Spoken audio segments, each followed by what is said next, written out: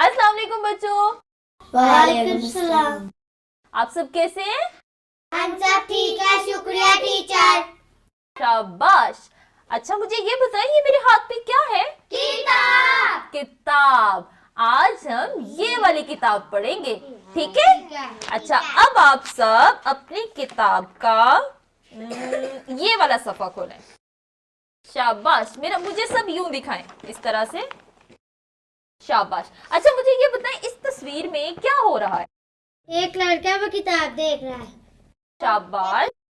लड़का किताब देख रहा है, लड़की के हाथ में सफ़ा है। शाबाश। एक लड़की है, उसके हाथ में किताब है। एक लड़का वो किताब पढ़ रहा है। शाबाश। एक लड़की किताब दिखा रही है। अच्छा आप मुझे ये बताएं कि किताब में क्या होता है? किताब में कहानी होती है। किताब में दरख्तों की तस्वीरें होती हैं। शाबाश। किताब में फलों की तस्वीरें होती है।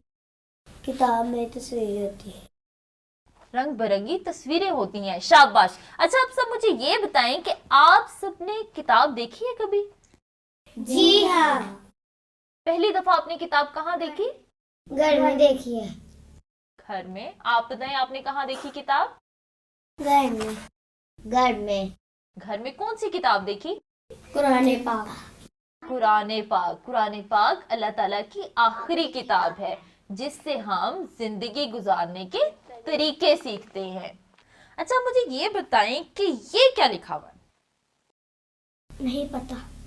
ये क्या लिखा हुआ है? नहीं पता। आप बताएं ये क्या?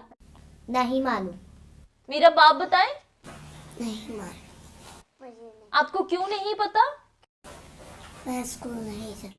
आप स्कूल क्यों नहीं जाती? घर के काम करने होते। तो बच्चों आप जब रोज सेंटर आएंगे तो हम सब यहाँ पे एक दूसरे से पढ़ना और लिखना सीखेंगे, ठीक है? आप सब सेंटर आएंगे ना?